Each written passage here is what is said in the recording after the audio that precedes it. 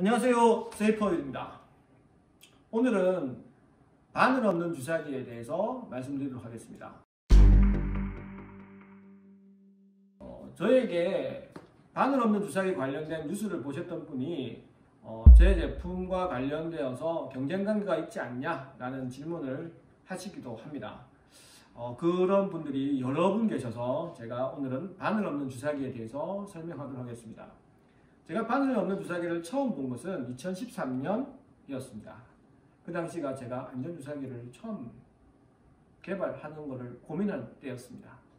또한 국내에서도 바늘 없는 주사기를 갖고 계신 분도 계십니다. 여러분들 혹시 주변에서 바늘 없는 주사기 보셨는지 모르겠네요. 그럼 왜 이렇게 좋다고 볼 수 있는 바늘 없는 주사기가 시장 확대가 늦는지에 대해서 말씀드리겠습니다. 첫 번째는 가격입니다. 당연히 예상되시죠? 일반 주사기는 워낙 많은 회사가 대량으로 생산하기 때문에 굉장히 가격이 낮습니다. 일반 상용품 중에 이렇게 가격이 낮은 제품이 있을까 할 정도로 가격이 낮는데 그에 비해서 굉장히 가격이 높습니다. 두 번째는 사실은 카트리지입니다. 사실은 카트리지라는 건 이름을 회사마다 좀 다르게 부르기도 합니다. 결국은 백신을 넣어서 쏘는 어떠한 용기를 의미합니다. 기존 백신 같은 경우는 바이알이나 앰플을 사용하는데요. 그 바이알 앰플을 그대로 바늘 없는 주사기에 사용할 수 있다면 많은 부분이 해결될 거라고 생각하지만 실제는 그렇지가 않습니다. 제가 알기로는, 제가 조사한 바로는. 그렇기 때문에 예전에는 실제로 바늘 없는 주사기에 카트리지를 넣기 위해서 일반 주사기를 이용해, 바늘 있는 주사기를 이용해서 백신을 옮겨서 카트리지에 담는 아주 기이한 현상도 있었습니다. 즉, 현재 생산되고 있는 제약회사가 바늘 없는 주사기에 해당하는 용기에 그 약품을 집어넣는 과정이 해결되어야 된다는 문제점을 가지고 있습니다. 아시다시피 제약회사들은 그렇게 잘 안 하는 경향이 아직은 있습니다. 그 대표적인 예가 프리필드 실린지입니다. 프리필드 실린지는 백신이 주사기 안에 들어있는 건데 사실은 그렇게 많지 않죠. 굉장히 성장하고 있긴 합니다. 하지만 아직 여전히 문제점을 가지고 있죠. 그 다음에 감염의 문제입니다. 바늘 없는 주사기는 바늘 찔림이 없으니 감염이 없을 거라고 생각합니다. 그리고 재사용을 안 한다? 이 부분은 조금 문제가 있을 수는 있겠지만 안 한다고 보는 게 맞겠죠. 다만 바늘 없는 주사기는 일종의 어떤 모듈입니다. 스프링을 가하든 어떤 힘을 가해서 이제 피부 쪽에다가 분사하는 여러 가지 방법들을 사용하는데, 그러면 그 백신 하나를 한 사람에게만 쏠 수 있게끔 만든다면 아주 작은 양을 준비해야 되겠죠. 왜냐하면 사람마다 얼마나 사용할지 모르기 때문에 어쩔 수 없이 일정 양을 준비를 해야 될 겁니다. 그거를 이제 한 사람, 두 사람, 세 사람, 네 사람을 놓게 되는 상황이 벌어지겠죠. 하나의 백신을 가지고 환자 A, 환자 B, 환자 C, 환자 D를 놓게 되면 얼마 전에 이대목동병원에서 하나의 백신을 나누어 주사하는 분주랑 개념은 좀 다르지만 논란의 여지가 있습니다. 그 부분을 아마 풀어야 될 겁니다. 그 가장 큰 이유는 백신을 담았던 데에서 쏘는 그 단계까지 중간 부분에 그 오염 가능성이 있는 부분, 그 패스, 통로 같은 부분을 어떻게 관리하느냐가 또 다른 관건이 될 것입니다. 또한 어떻게 보면 병원 같은 경우는 워낙 많은 다양한 백신을 사용합니다. 그러면 백신끼리 섞일 수가 있겠죠.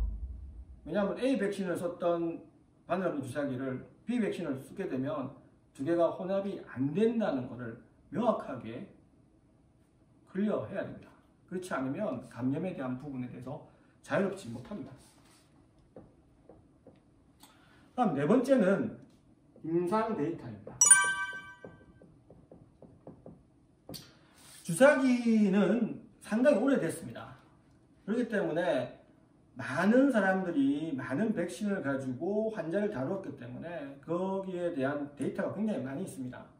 그래서 피하 주사, 그리고 혈관 주사, 어떤 정도의 환자에게 백신 얼마를 주사를 하게 되면, 그것도 뭐 혈관 주사를 하면 또 피하 주사를 하든 거기에 대한 데이터가 굉장히 많이 있는데, 거기에 비해서 바늘 없는 주사기는 그러면 그 양보다 적게 할까요? 많이 할까요? 거기에 대한 판단이 우선은 쉽지가 않죠. 특히 좀 약을 많이 넣으면 치명적인 거는 그 시험 자체를 다 해야 되는 그런 부분이 있으니까 이 부분이 분명히 진입장벽의 하나가 될 것입니다. 마지막으로 5번째는 의료산업입니다.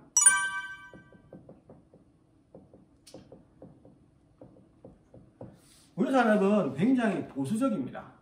그것은 사람의 생명을 다루기 때문에 변화나 도전보다는 안전을 우선 베이스로 하고 진행합니다. 그렇기 때문에 대학 시절에 배웠던 처방을 약 몇십 년간 계속 사용하는 게 일반적인 산업군입니다. 그래서 지금 기존에 있던 거에서 새로운 방향을 가기 전에는 상당한 오랜 시간이 걸릴 거라고 생각합니다. 자, 그러면 저한테 이런 반문을 할 수 있습니다. 그러면 세이퍼비드가 만드는 세이프티 니들은 보수적인 의료기기 산업에서 어떻게 그 진입장벽을 들어갈 수 있을 거냐고 질문하실 수 있습니다. 그러면 저는 감히 이렇게 말씀드리는 것은 지금 상황은 일반 주사기에서 안전 주사기로 바뀌는 시점에 있습니다. 그 증거는 2000년도 미국의 법제와 그 다음에 2010년에 유럽의 의무화, 그 다음에 얼마 전 우리나라도 보험급여가 진행됐다는 식으로 바뀌고 있습니다.